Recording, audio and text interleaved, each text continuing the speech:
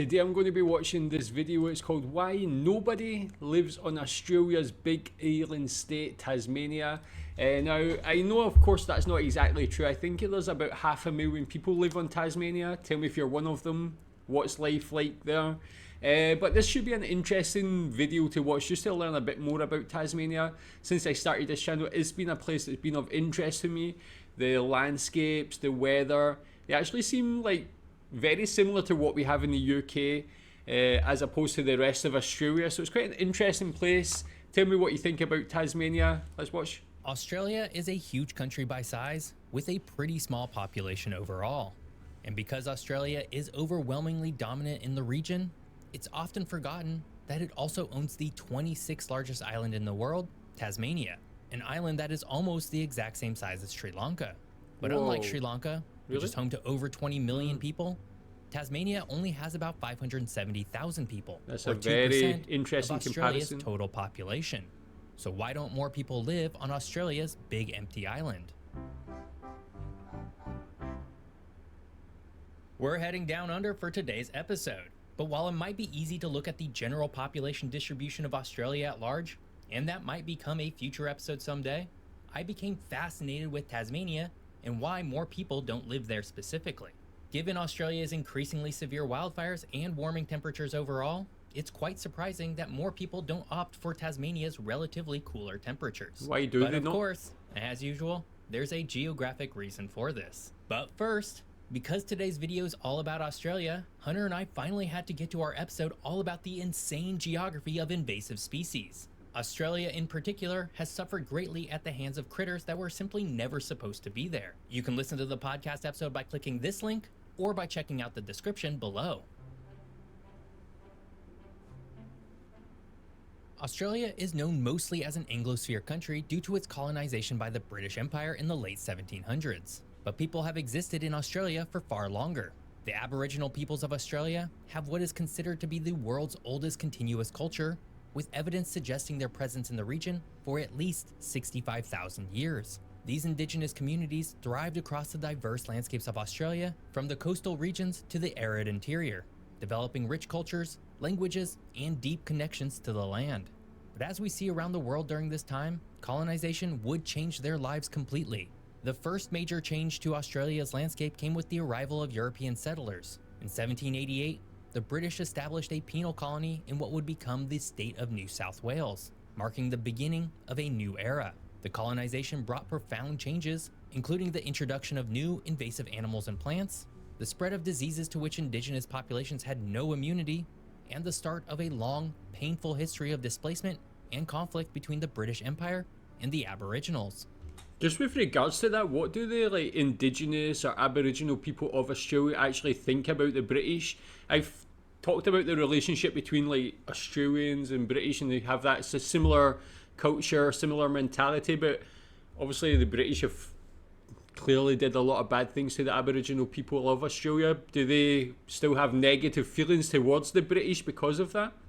Much in the same way Africa, North America, and South America were, Australia's development was marked by the expansion of European settlements, the discovery of gold, and development of agricultural industries with which goods could then be shipped back to England.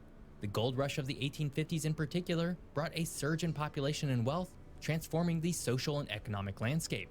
In 1901, Australia officially federated, uniting the colonies into a single commonwealth. But while Australia became a mostly independent federated country in 1901, making its own laws and governing itself, it would actually take until 1986 for Australia to truly break free from the United Kingdom.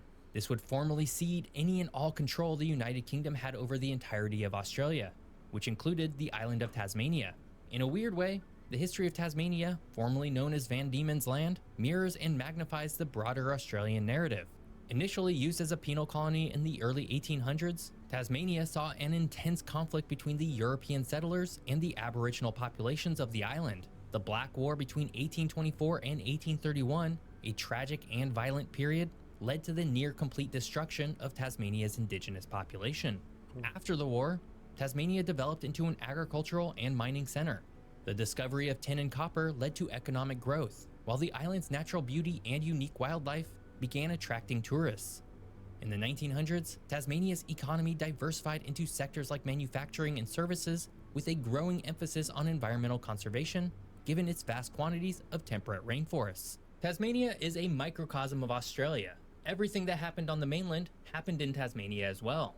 But one thing that is very different is the geography attached to this stunning island. But before we explore Tasmania's physical geography, if you're enjoying this video, hit that subscribe button. More fun geography videos are just a single click away. Tasmania, Australia's smallest state, is an island of unique physical geography, distinct in many ways from the mainland's landscape.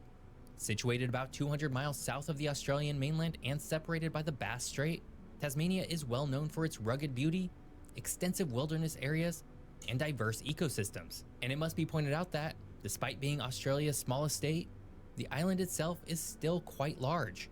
All told, Tasmania is the 26th largest island in the world, nearly the same size as Sri Lanka, and larger than the US state of Florida, both of which have many millions more people than Tasmania. Okay. The island's terrain is predominantly mountainous, a stark contrast to much of mainland Australia's flatter landscape overall. The central and western parts of Tasmania are dominated by the Central Highlands and the rugged West Coast Range. This mountainous terrain is a part of the Tasmanian Wilderness World Heritage Area, known for its ancient temperate rainforests and alpine areas. The highest peak is Mount Osa, reaching 5,305 feet. That said, Mount Osa is not Australia's tallest mountain. Rather, Mount Kosciuszko in New South Wales is, reaching 7,310 feet, still quite small in terms of global mountain peak height. Due to its mountainous terrain, most of Tasmania's population is located near the coast, but even the island's coastline is markedly different from much of mainland Australia. While the mainland boasts long, sandy beaches and large open bays, Tasmania's coast is characterized by steep cliffs, secluded coves, and small, often rugged beaches. This is especially evident in the famous Tasman Peninsula, home to the dramatic sea cliffs of Tasman National Park. The climate of Tasmania is another point of distinction. Unlike the mainland's predominantly arid and semi-arid climates, Tasmania experiences a temperate maritime climate. This results in cooler temperatures, higher rainfall, and a far greener landscape compared to much of Australia. Is Tasmania like a place where a lot of mainland Australians go for like holiday and things? I know like Bali is like a place that's kind of known for being like a destination for Australians, but this seems like almost like the antithesis. It's like a very different landscape, probably a very different lifestyle and reason for going there to holiday. But would you go there for a holiday? It looks like a really stunning place, like nature-wise anyway. The west coast of Tasmania is particularly noted for its high rainfall, fostering lush rainforests, while the east coast is relatively drier and sunnier, home to the island's agricultural regions.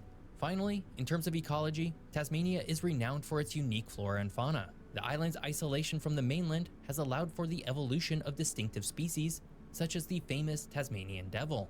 The cool temperate rainforests are home to unique tree species like the Huon pine, some of which are among the oldest living trees in the world. Despite the greenery, cooler climates, and lush vegetation, however, Tasmania exists as something of an afterthought in terms of Australian migration. Very few Australians have decided to make Tasmania their home.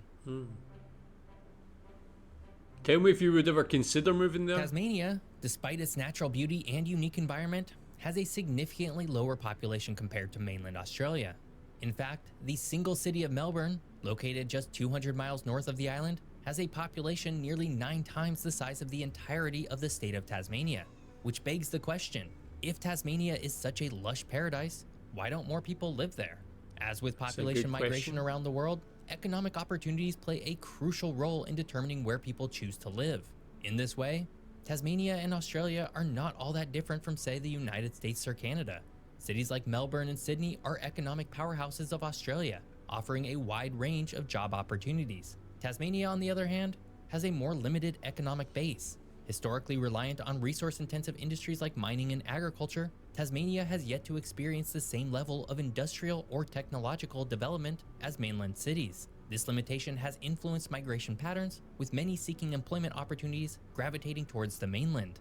Secondly, the climate and geographic isolation of Tasmania is a huge deterrent for attracting people. Tasmania's cooler, wetter climate contrasts sharply with the warmer, sunnier conditions found in much of mainland Australia. While this kind of climate can be appealing to some, especially during an age of a warming Earth overall, this kind of weather has historically been far less attractive to those who have the option to live somewhere warmer. And being an island separated from the mainland by the Bass Strait, Tasmania is more isolated, affecting the ease of travel and transport.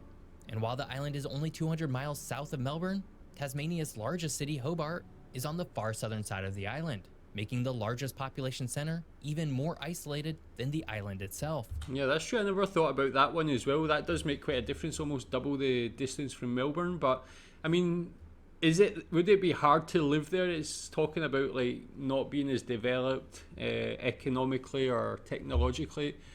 Is that the case? Things like I see people in Australia complain about having like bad internet, for instance.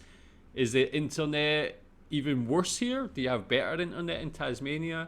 I feel like this, again, especially in the kind of time of remote working, I feel like Tasmania for Australians would be like a perfect place to go and work remotely. Is that something this isolation can be a significant consideration for individuals and businesses alike? Finally, education and infrastructure also play a part.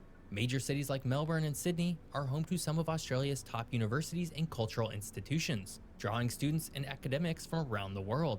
Tasmania's educational offerings, while growing, are not as extensive. And in terms of infrastructure, while Tasmania has seen significant improvements, it still lags behind the larger cities in areas like transportation and healthcare facilities. All of these things play their role in the crucial decision for where people decide to live. Today, the largest metropolitan regions in Australia are led by Sydney with 5.3 million people, Melbourne with 5 million, and Brisbane with 2.6 million. Even Perth, often considered to be the most isolated major city in the world, is home to 2.2 million Australians, all of which are far larger than Tasmania's largest city, Hobart, which has just 253,000 people. But while everything in this segment contributes reasons to why so few people live in Tasmania, certainly one of the big reasons is its physical geographic location in one of the windiest regions of the world. The Roaring Forties are a notable feature of the Earth's atmospheric circulation, characterized by strong westerly winds found in the southern hemisphere, roughly between the latitudes of 40 and 50 degrees south. These winds are especially significant for Tasmania, profoundly influencing its climate, environment, and even lifestyle. The Roaring Forties are created by the temperature contrast between the equator and the poles, and are intensified by Earth's rotation.